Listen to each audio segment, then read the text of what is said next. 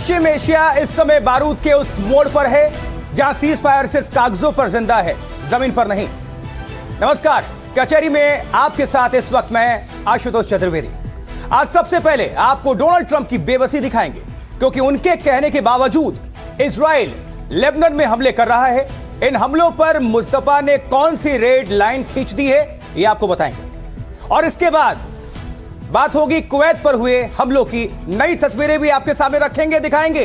और ईरान के खिलाफ सऊदी का कड़ा रुख भी। क्या सऊदी ईरान के खिलाफ सेना उतारेगा? कचहरी में दूसरी पेशी इसी पर आज करेंगे। और अब से कुछ मिनट के बाद कचहरी में भारत के सबसे बड़े कथित घोटाले का भी हम खुलासा करने जा रहे हैं। हो सकता है कि आपके भी पैसे फंसे हों। देश को हिला देने वाला खुलासा क्या है, पूरी खबर दिखाएंगे ठीक रात 10:30 बजे। लेकिन सबसे पहले ट्रंप की बेबसी और मुस्तफा की धमकी।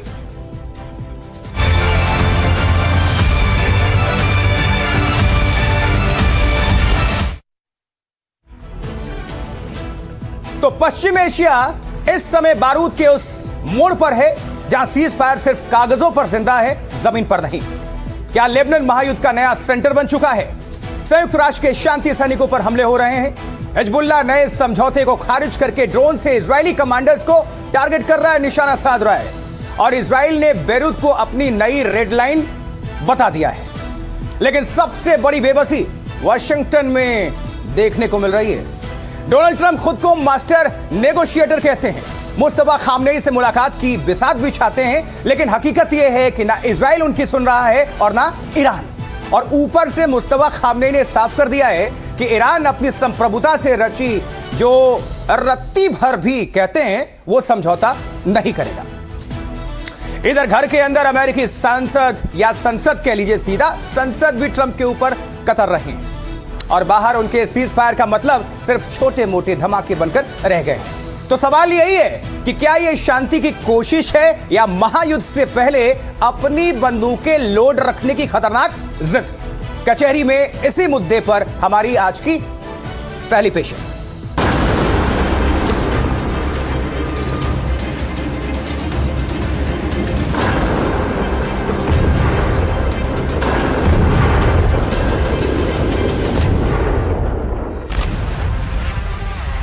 मिडिल ईस्ट इस वक्त बारूद के उस ढेर पर खड़ा है जहां शांति के नाम पर लिखे जा रहे हर समझौते की उम्र बयानों की तपिश से तय हो रही है।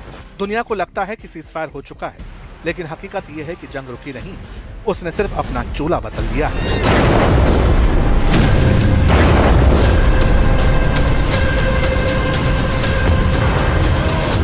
और उसका सबसे बड़ा एग्जाम्पल तब सामने आया जब ईरान की जनता के सामने एक बार फिर मुज्तबा खामनेई का लिखित संदेश पढ़ा गया।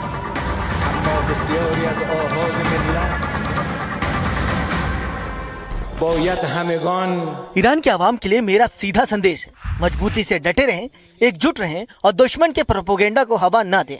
दुश्मन की साजिशों को ध्वस्त करें। शासन या प्रशासन का कोई भी अधिकारी अगर ऐसा कोई कदम उठाता है जिससे जनता में निराशा या अविश्वास पैदा हो, तो उसका ये काम सीधे तौर पर दुश्मन की मदद करना माना जाएगा।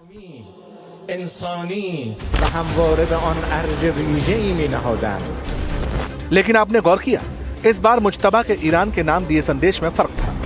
पहले सुप्रीम लीडर के मैसेज ईरानी टीवी पर पढ़े जाते थे, इस बार जनता को इकट्ठा किया गया, बिल्कुल उनके पिता की तरह। बैकग्राउंड में मुज्तबा के साथ उनके पिता आयतुल्लाह खामेनेई और ईरान के पहले सुप्रीम लीडर रहे रूहुल्लाह खुमैनी की तस्वीर थी। और यह बयान भी उनकी बरसी पर दिया गया। मुज्तबा खामनेई की बातों का मतलब था, अमेरिका और इजराइल मिलकर जो आर्थिक प्रतिबंध और मनोवैज्ञानिक युद्ध ईरान पर थोप रहे हैं, ईरान उससे झुकेगा नहीं। बयान में द ग्रेट इजराइल के झूठ और यूफ्रेटिस यानी फरात नदी के पूर्व का जो जिक्र है, वो अमेरिका की मध्य पूर्व नीति पर सीधा हमला है। ईरान ने साफ कर दिया है कि अगर अमेरिका और इजराइल ने ईरान की संप्रभुता को चुनौती दी, तो वो पूरे क्षेत्र में, जिसमें तेल रूट भी शामिल है, उसे अस्थिर करने की क्षमता रखता है। और ये दिखा भी चुका है।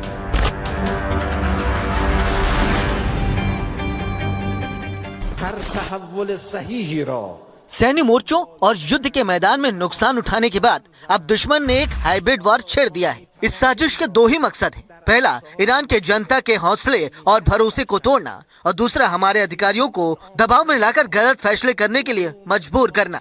दुश्मन चाहे जितनी भी ताकत लगा ले, वो ईरान को एक क्षेत्रीय महाशक्ति बने रहने से नहीं रोक सकता। و ایرانی است و اینکه نظام سلطه و در رأس آن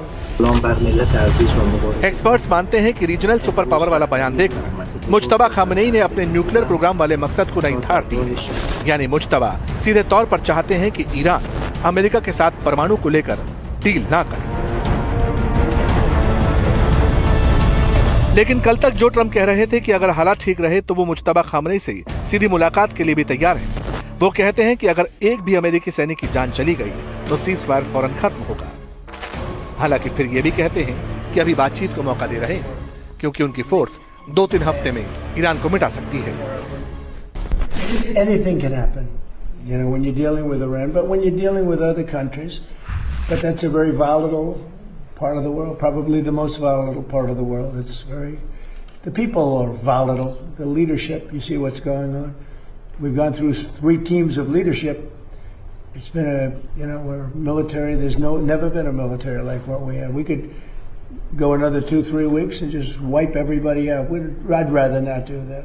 Very easy to do. They're ready to do it. They want to do it. मगर इस पूरी बिसात का सबसे अनप्रेडिक्टेबल खिलाड़ी है इजराइल। नेतन्याहू इस समय न तो पूरी तरह ट्रम्प के सुन रहे हैं और न ही ईरान की चेतावनियों से डर रहे हैं। इजराइल ने अपनी नई रेड लाइन खींच दी है और वो है बेरूत। इजराइल का साफ संदेश है कि अगर लेबनान की धरती से या बेरूत की तरफ से कोई भी हरकत होती है तो वो बिना किसी अंतर्राष्ट्रीय दबाव की परवाह किए पूरी ताकत से मैदान जंग में उतर जाएगा और इसके ट्रेलर भी लगातार रिलीज हो रहे हैं। I think he understands that Lebanon has been taken hostage by Hezbollah. It's basically taken over the country. It's an Iranian proxy that puts all the citizens of Lebanon at gunpoint and uses Lebanon as a platform to launch terror missiles into our cities, to launch killer drones against our civilians. And so if we want to save Lebanon, and if we want to get a Lebanese-Israeli peace, as I do, we have to disarm Hezbollah and we have to demilitarize Lebanon. And I think that's a goal that, it's not I think, I know that this is a goal that the President and I share. अब इसका मतलब तो यही है कि Israel के PM हो या फिर ईरान के मुज्तबा खामनेई किसी कीमत पर गोल पोस्ट नहीं बदलते, भले ही ट्रम्प की लाल लकीर कितनी बार भी बदले। और यही विरोधाभास आज के मिडिल ईस्ट की सबसे बड़ी सच्चाई है, जहां हर देश शांति की मेज पर बैठने से पहले अपनी बंदूक की नली को गर्म रखना चाहता है, उससे निकलता हल्का हल्का बारूद देखना चाहता है।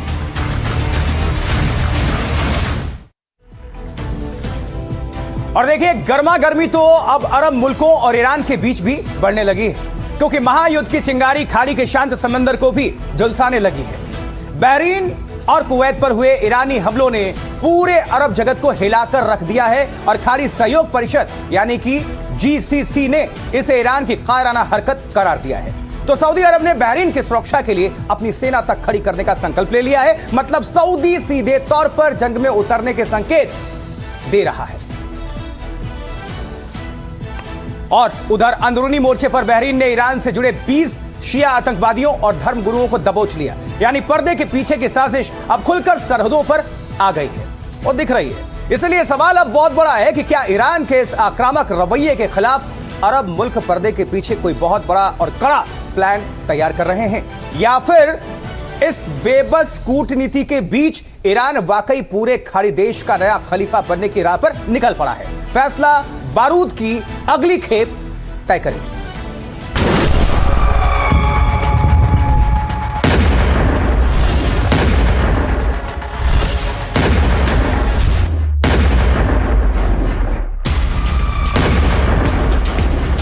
आसमान से ड्रोन आया और कुवैत के अंतर्राष्ट्रीय एयरपोर्ट का एक टर्मिनल धुआं-धुआं हो गया।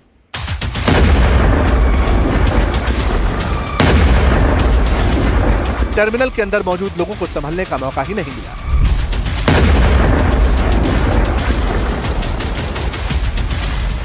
ये उस हमले का सीसीटीवी वीडियो जो बुधवार 3 जून को ईरान की ओर से किया गया हमला बताया जा रहा है। इस हमले में कुवैत के एक टर्मिनल को भारी नुकसान पहुंचा है।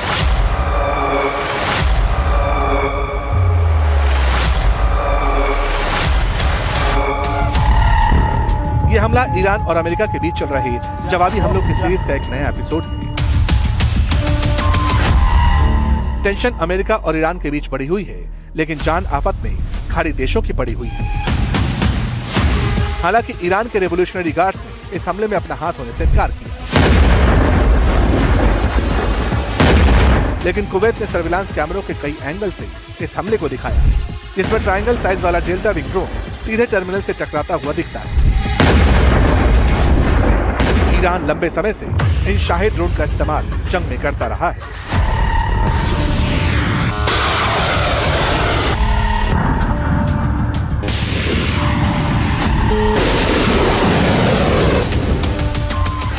कुवैत के रक्षा मंत्रालय ने दावा किया है कि उसने ईरान से आए 1 दर्जन से ज्यादा मिसाइलों और लगभग उतनी ही संख्या में ड्रोन को नष्ट कर दिया। इससे अंदाजा लगा सकते हैं कि कुवैत पर ईरान का यह हमला कितना भीषण था। Mr. President, given Iran's attacks on Kuwait, this latest attack on Kuwait, is the ceasefire with Iran still on? Well, you know, there's a reason for everything. And we hit them pretty hard the night before, and actually last night. And when it was explained to me, I said, all right, so we'll do that. But we've been hitting them pretty hard, a little bit. So there is a reason for it. It's a different part of the world. You know, I'd say in that part of the world, ceasefires when you're shooting in a more moderate manner. It's not bad. It's true. I mean, it's, a ceasefire there is much different than a ceasefire in other parts of the world. Yeah. लेकिन Iran ने सिर्फ Kuwait को ही target नहीं किया, बल्कि उसने Bahrain पर भी हमला किया।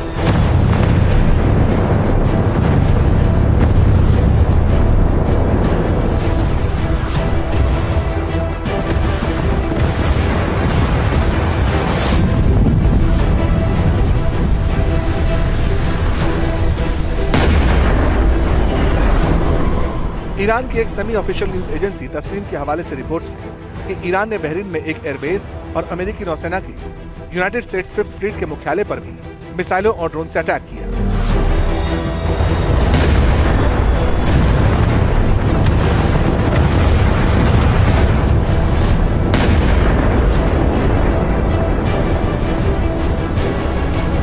तो ईरान न कुवैत को बख्श रहा है, न बहरीन को बख्श रहा है और न ही उसने यूएई को बख्शा है। ईरान अपने हमलों से पड़ोस के खाड़ी देशों को अपना दुश्मन बना चुका है। जंग शुरू होने से लेकर अब तक ईरान बहुत ही स्ट्रैटेजिकली अपने पड़ोसी देशों को टारगेट कर रहा है। फरवरी से जून 2026 की शुरुआत तक ईरान अपने पड़ोसी देशों पर 7,000 से ज्यादा हमले कर चुका है।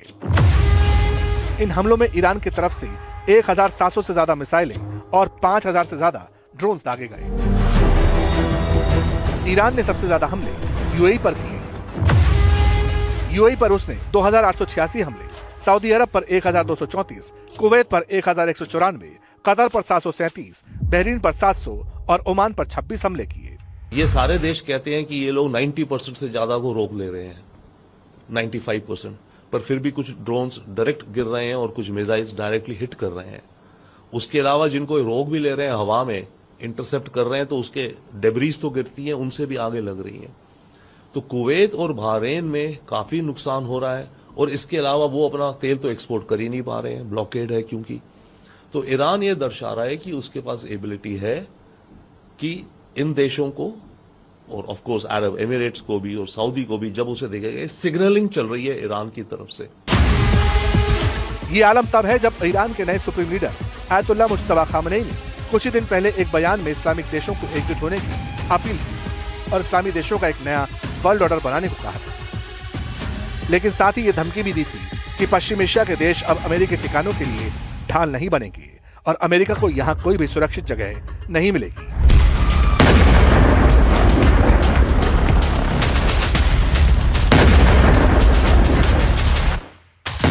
अब कुवैत और बहरीन पर ईरान की तरफ से हुए ताजा हमलों ने खाड़ी देशों को भड़का दिया। ये हमले तब हो रहे हैं जब 8 अप्रैल को सीजफायर का ऐलान हो चुका है। अशरक अल अफसाद न्यूज़पेपर की रिपोर्ट बताती है कि सीजफायर के बाद से अब तक ईरान की तरफ से 215 से ज्यादा अटैक। इसीलिए फारस की खाड़ी से सटे 6 अरब देशों का संगठन गल्फ कोऑपरेशन काउंसिल ईरान पर तमतमाया हुआ है। उसने कुवैत और बहरीन पर हुए हमले को लेकर ईरान की सख्त निंदा की। जीसीसी के महासचिव जासिम मोहम्मद अल-बुदेवी ने कहा, ये कायरतापूर्ण हमले एक खतरनाक और अभूतपूर्व तनाव बढ़ाते हैं। ईरान जीसीसी देशों की सुरक्षा, स्थिरता और संप्रभुता को खतरे में डाल रहा है। अंतर्राष्ट्रीय समुदाय ईरान के खतरनाक आक्रामक गतिविधियों के खिलाफ सख्त रुख अपनाए। असल में ईरान पश्चिम एशिया के उन देशों को सबसे ज्यादा टारगेट कर रहा है जहां अमेरिका के सैन्य ठिकाने हैं। इन देशों में अमेरिका के 19 सैन्य ठिकाने हैं और जिस बहरीन पर ईरान ने एक दिन पहले हमला किया वहां अमेरिका का परमानेंट बेस है। जाहिर है मुश्तबा खामेनेई अपने ही पड़ोसी इन इस्लामिक देशों पर हमला करके ये क्लियर मैसेज दे रहे हैं कि इन देशों को अमेरिका का साथ देने की कीमत चुकानी पड़ेगी।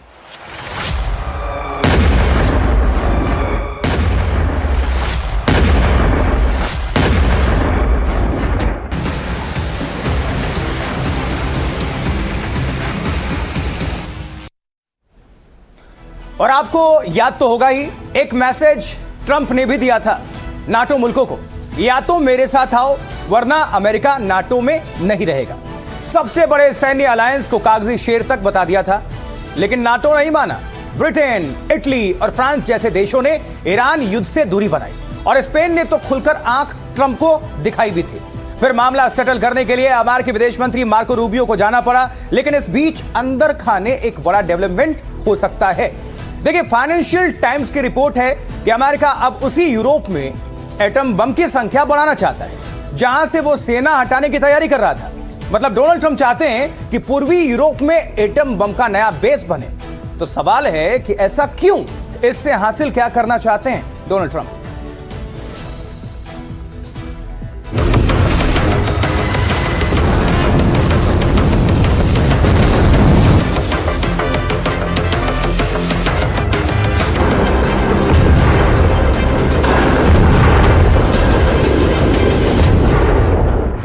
दुनिया सोच रही थी कि यूक्रेन वॉर और पश्चिम एशिया के संकट के बाद अमेरिका थोड़ा थमेगा, लेकिन लगता है अमेरिका के प्रेसिडेंट ट्रंप की डिक्शनरी में रुकना जैसा शब्द जैसे मिट गया हो।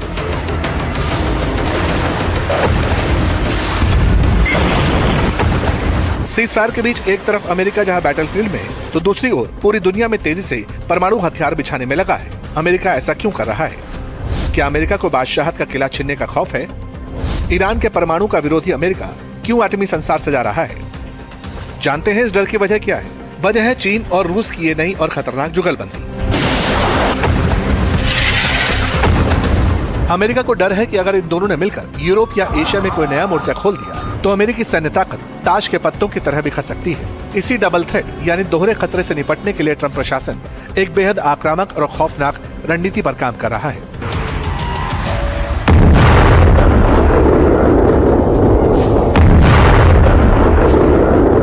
रणनीति है डबल केपेबल एयरक्राफ्ट्स को दुनिया के कोने कोने में फिट करना, यानी वो लड़ाकू विमान जो पलक झपकते ही एटम बम गिराने की क्षमता रखते हैं।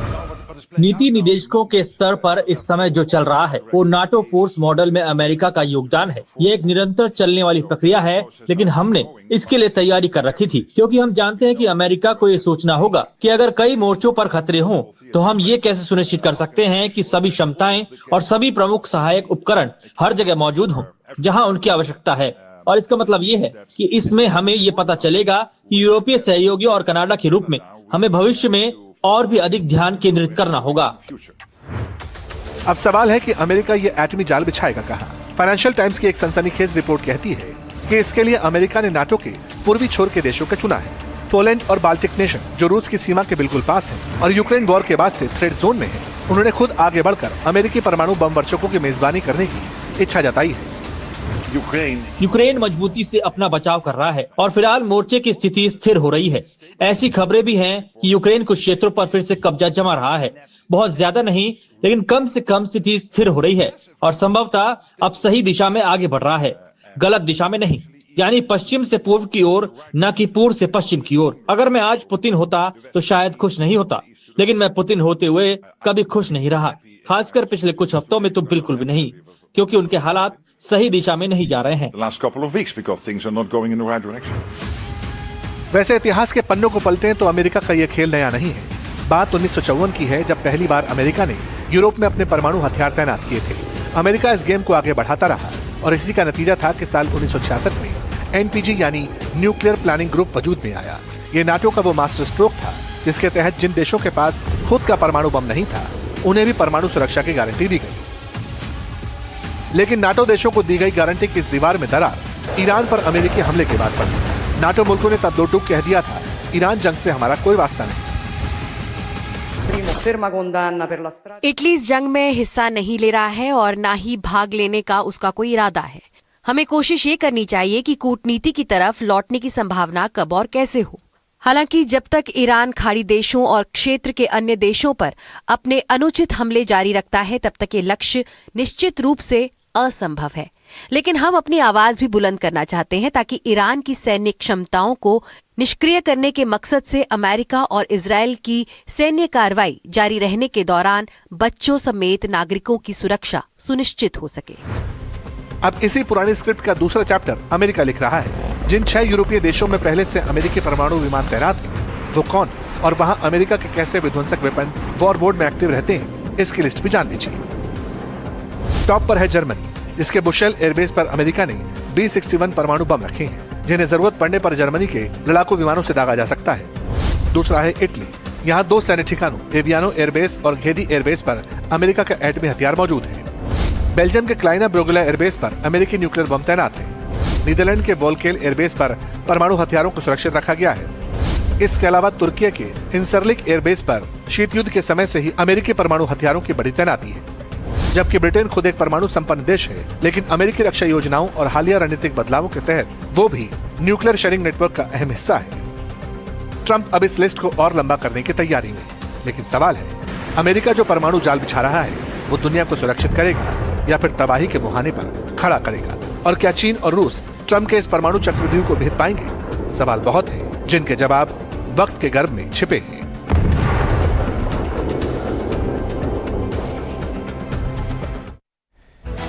चलिए कचहरी में यहां रुकेंगे एक छोटे से ब्रेक के लिए, लेकिन आप कहीं मत जाएं, हम लौट रहे हैं कुछ और बड़ी खबरों के साथ फौरन।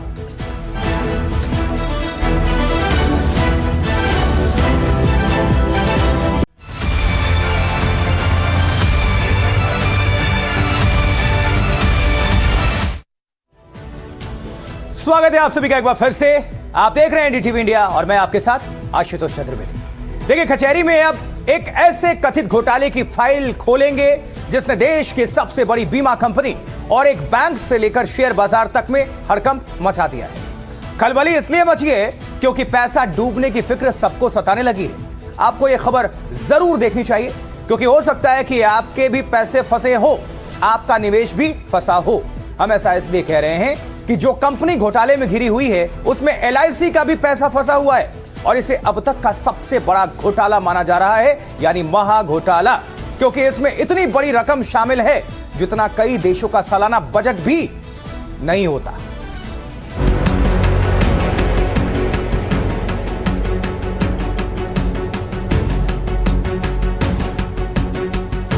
$15 लाख करोड़ रुपए, इतनी भारी भरकम रकम कि आप गिन नहीं पाएंगे।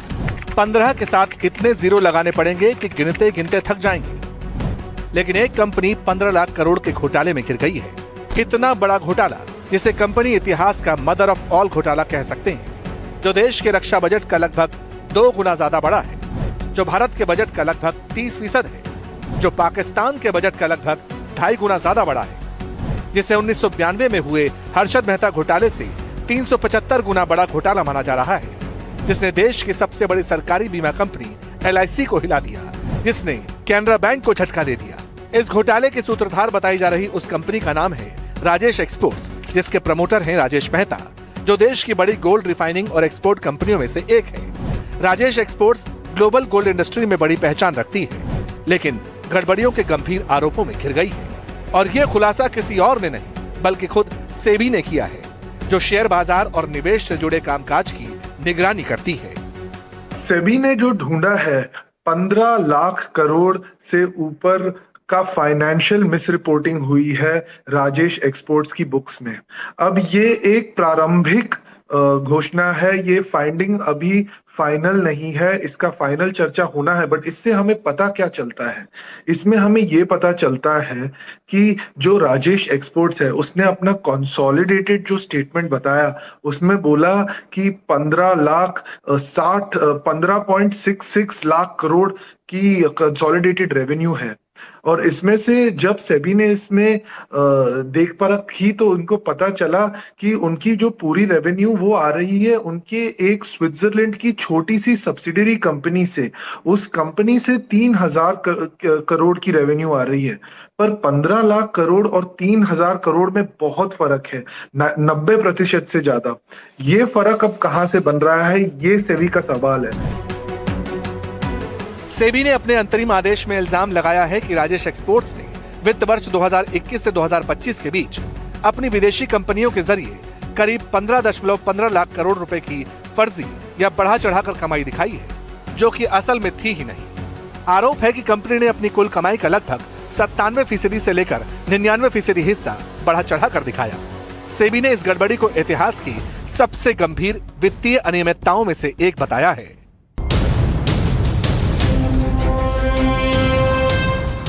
सेबी ने फिलहाल राजेश मेहता पर कंपनी के शेयरों में ट्रेडिंग करने से पूरी तरह रोक लगा दी है। इस चक्कर में देश की सबसे बड़ी सरकारी इंश्योरेंस कंपनी LIC भी बुरी तरह फंस चुकी है। वो इसलिए क्योंकि LIC के पास राजेश एक्सपोर्ट्स में 10.8% की बड़ी हिस्सेदारी है। जैसे ही सेबी का ये आदेश आया, LIC के शेयरों में भी 1% तक की गिरावट दर्ज की गई। अब एक 2024 में शेयर होल्डर कंप्लेंट के बेसिस पे सेबी ने ये इन्वेस्टिगेशन चालू किया। अब इसमें सेबी ने बहुत सारे कागजात, फाइनेंशियल डॉक्यूमेंट्स, सेल्स क्लाइंट्स, इन लोगों के नाम, सेल्स किसको हो रही है, क्लाइंट्स कौन है, वेंडर कौन है, सबके नाम मांगे। पर सेबी का ये कहना है कि ये कोई इंफॉर्मेशन हमें मिला नहीं, और जितना इंफॉर्मेशन हमें मिला है उससे हमें ये पता चलता है कि 15 लाख से ऊपर तक का जो अमाउंट है वो इन्फ्लेटेड है, वो बढ़ा चढ़ा के बताया गया है। अब इसमें ये भी पता चलता है कि जो इंफॉर्मेशन कंपनी ने दी है कि एक क्लाइंट जैसे है एफ्लुएंस करके, अब एफ्लुएंस के बारे में कंपनी ने ये बोला था सेबी को कि 11,000 करोड़ की बिजनेस है। जब एफ्लुएंस से बात करी सेबी ने तो उनको ये पता चला कि ये तो क्लाइंट ही नहीं है उनकी। लेकिन ये सब कुछ हुआ कैसे, जरा इसे समझते हैं। इसके लिए आपको राजेश एक्सपोर्ट्स का बिजनेस मॉडल समझना होगा।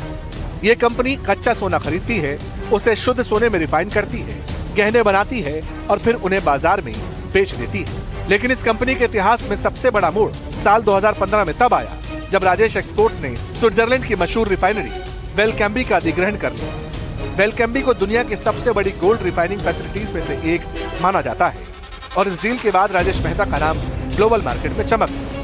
यहाँ तक कि LIC ने भी इस कंपनी में भारी भरकम पैसा लगा दिया और उसकी हिस्सेदारी 10% से ज्यादा हो गई। इससे राजेश एक्सपोर्ट्स के शेयर बाजार में भी चांदी हो गई, उसके शेयर के दाम बढ़ने लगे। कैनरा बैंक ने भी राजेश एक्सपोर्ट्स को बड़ा लोन दे दिया, लेकिन सेबी की जांच बताती है कि कंपनी ने जो कमाई बताई वो कमाई दरअसल हुई ही नहीं। सेबी के मुताबिक राजेश एक्सपोर्ट्स लिमिटेड ने वित्त वर्ष 2021 के लिए 2.58 लाख करोड़ रुपए का कंसोलिडेटेड रेवेन्यू दिखाया। इस राजस्व का 99% से ज्यादा हिस्सा अपनी विदेशी कंपनियों से जुड़ा बताया, लेकिन ऑडिट में करीब 586 करोड़ रुपए का ही राजस्व दर्ज किया गया। वित्त वर्ष 2022 के दौरान कंपनी ने एक मुंबई की ब्रोकरेज फर्म के साथ करीब 4,625 करोड़ रुपए की बिक्री और 4,627 करोड़ रुपए की खरीद दिखाई। सेबी का आरोप है कि ये बड़े लेन देन कंपनी की कमाई का अहम हिस्सा थे, लेकिन कंपनी ने इनके बारे में अपने बोर्ड को नहीं बताया। सेबी की जांच में इसी तरह की कुछ और गड़बड़ियों की ओर इशारा किया गया है। अब ये समझिए कि यह मामला सेबी तक पहुंचा कैसे। दरअसल मार्च 2023 में एक शेयरधारक ने सेबी को शिकायत भेजकर संभावित वित्तीय गड़बड़ी का इल्जाम लगाया। इस शिकायत के बाद सेबी ने शुरुआती जांच की और अब जाकर सेबी ने उस पर अपना अंतरिम आदेश पारित किया है। सेबी के आरोपों ने राजेश एक्सपोर्ट्स का साम्राज्य हिला दिया। शेयर बाजार में खलबली मच गई। रेवेन्यू में इस भारी गड़बड़ी के आरोपों से राजेश एक्सपोर्ट्स के शेयर गिर गए। इस कंपनी को 500 करोड़ से ज्यादा का कर्ज देने वाला कैनरा बैंक अब लोन वसूली की प्लानिंग कर रहा है, लेकिन सबसे ज्यादा चिंता LIC को हो रही है, क्योंकि LIC सरकारी बीमा कंपनी है, उस पर आम लोगों का भरोसा है, वहाँ आम लोगों का पैसा लगा है। हालांकि NDTV इंडिया के सहयोगी चैनल NDTV प्रॉफिट से एक बातचीत राजेश मेहता ने इस बात से इनकार किया है कि उनकी कंपनी ने कोई गड़बड़ी की है। Investigation has going for such a long time, has been going on for such a long time, and this is an interim order where they have expressed doubt and they have said it appears If the word is appears, it is Mr. Mehta, nothing is Mr. appear. It Mehta, is 1.5 lakh crore revenue, which has come in 4 years, is perfectly correct. It is not a processing unit. It is a refining and selling unit. It supplies gold bullion across the world. So there is a sale which is happening. The 3,000 crores number which has come up is the basic value addition which has been achieved between the purchase and the sale. अगर जांच में सेबी के लगाए आरोप सही साबित होते हैं तो फिर ये एक बहुत बड़ा कॉर्पोरेट फ्रॉड तो होगा ही, साथ ही देश की वित्तीय निगरानी व्यवस्था और संस्थागत जवाबदेही पर भी गंभीर सवाल खड़े होंगे। इतने बड़े स्तर पर इतनी बड़ी गड़बड़ी आखिर सालों तक नजरों से कैसे बची रही, ये अपने आप बड़ा सवाल है।